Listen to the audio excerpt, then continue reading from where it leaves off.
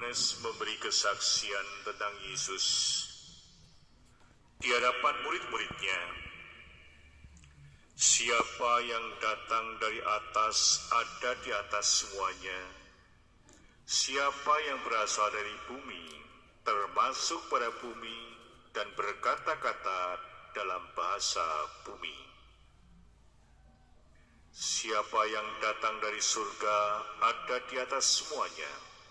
Ia memberi kesaksian tentang apa yang dilihatnya dan yang didengarnya, tetapi tak seorang pun menerima kesaksiannya itu.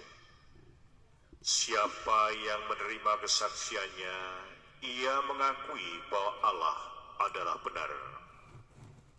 Sebab siapa yang diutus Allah, dialah yang menyampaikan firman Allah, karena Allah mengaruniakan rohnya dengan tidak terbatas.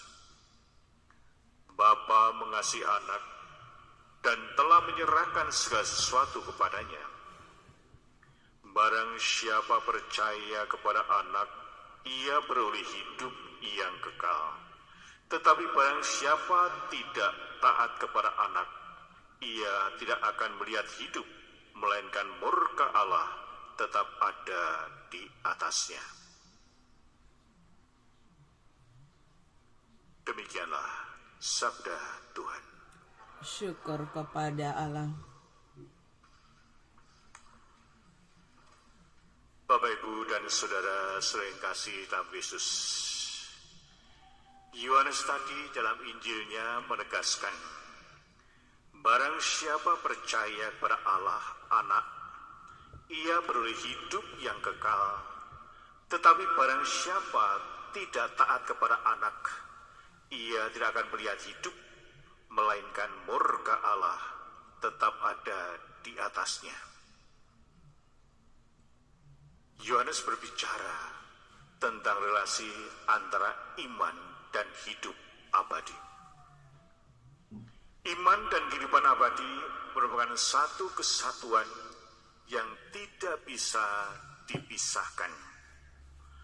Bagi kita orang percaya yakin bahwa kehidupan abadi hanya dapat ditemukan melalui Yesus Kristus. Itulah keyakinan kita.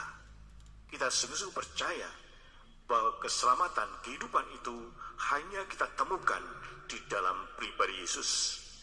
Iman dan kehidupan abadi adalah dua sisi yang sangat penting dalam hidup kita sebagai orang yang beriman. Kita tidak bisa memisahkan iman dan memisahkan kehidupan abadi.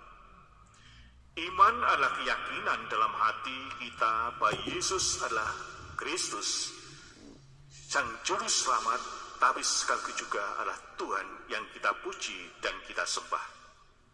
Dan hanya melalui Dialah kita akan menemukan arti hidup yang sebenarnya. Bapak, Ibu, dan saudara kasih, iman adalah fondasi dari kehidupan abadi. Berarti bahwa kehidupan abadi itu kita bangun mulai saat kita hidup di dalam dunia ini. Sehingga kehidupan abadi itu bukan hanya kita raih, kita peroleh setelah kita mati, tapi justru kita bangun mulai sekarang ini, mulai saat ini. Tanpa iman yang kuat, kita tidak akan dapat memperoleh kehidupan abadi. Iman juga memerlukan tindakan yang konkret. Iman itu bukan hanya di awang-awang, tapi justru iman itu harus membumi, ada di antara kita dalam kehidupan kita sehari-hari. Artinya, kita harus hidup sesuai dengan iman kita dan mengikuti ajaran Kristus, melaksanakannya, mewujudkannya dalam relasi kita dengan sesama manusia, relasi kita dengan diri sendiri, relasi kita juga dengan alam semesta. Kita harus mempercayai bahwa Yesus datang ke dunia itu untuk menebus dosa manusia, termasuk dosa kita. Dia datang untuk menyelamatkan kita.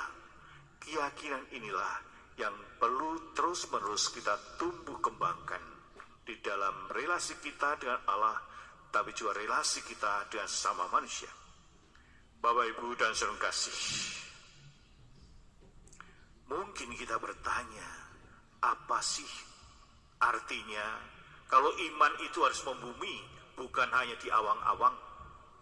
Karena banyak orang yang begitu hafal kitab suci, tapi tidak pernah menyentuh di dalam hidupnya sehari-hari. Iman yang membumi adalah ketika kita mempercayai Allah dalam segala hal, baik dalam suka maupun duka. Ini berarti bahwa kita memiliki kepercayaan yang kuat bahwa Allah itu selalu bersama-sama kita dalam situasi apapun juga.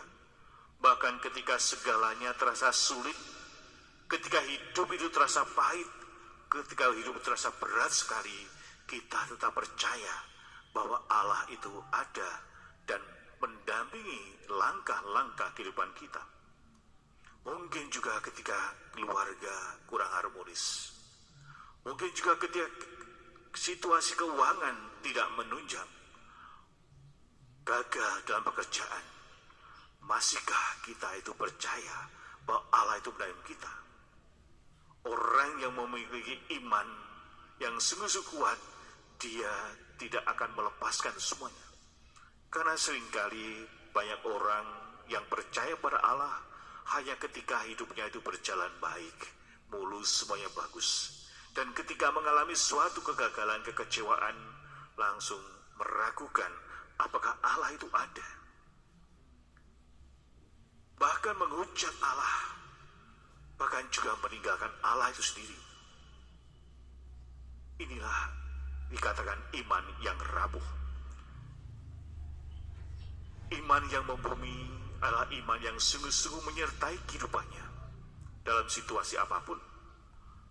Ada seorang yang bernama Corrie ten Boom, ada seorang Kristen yang selamat dari kamp konsentrasi Nazi selama Perang Dunia Kedua.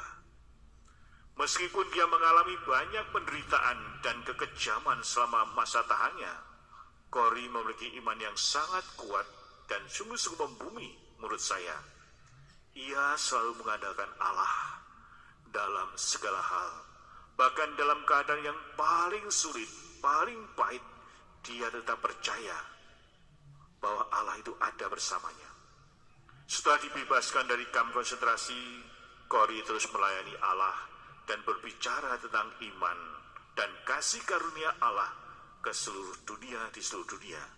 Sehingga dia ketika berada di kamp konsentrasi mengalami penderitaan baik fisik maupun juga mentalnya, tetapi dia tetap mengandalkan Allah.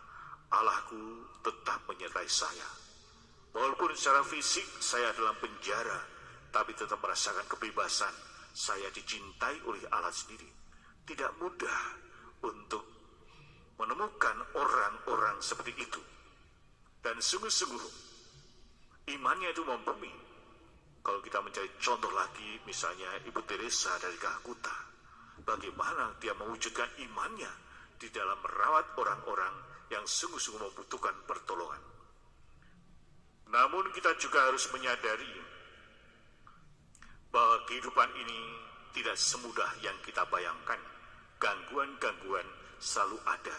Namun bagi orang yang percaya pada Allah, mengandalkan Allah, dia tidak akan mundur selangkah pun di dalam menghadapi kesulitan-kesulitan hidup. Bapak, Ibu, dan saudara kasih, kehidupan abadi adalah hadiah dari Allah bagi mereka yang percaya pada Yesus sebagai juru selamat mereka. Ini adalah hadiah yang tidak dapat dibeli dengan uang atau dengan kekuatan kita sendiri. Namanya juga hadiah, bahwa kehidupan abadi hanyalah dapat diperoleh melalui iman dan kasih karunia Allah. Kehidupan abadi adalah hidup yang penuh sukacita dan damai sejahtera, dan kita akan hidup bersama Kristus setelah perjalanan hidup kita dalam dunia ini, yaitu kelak di dalam kehidupan yang abadi. Namun kita harus menyadari bahwa kehidupan abadi itu tidak hanya berlaku untuk masa depan kita di surga nanti. Jadi kita jangan membayangkan, wah nanti saja. Ternyata kalau menurut Yohanes tadi ditekankan bahwa kehidupan abadi itu dapat mempengaruhi kehidupan kita pada saat sekarang ini. Ketika kita hidup di dalam kepercayaan pada Kristus, kita akan mengalami kedamaian dan sukacita yang hanya dapat kita temukan melalui Dia. Kita akan merasa bebas dari dosa, tapi sekaligus juga bebas dari ketakutan dan hidup di dalam kasih karunia Allah sendiri. Bapak, Ibu, dan saudara kasih, ada sebuah kisah. Ada seorang petani yang sangat sederhana. Hidupnya di desa, dia cukup saleh. Setiap hari dia berdoa.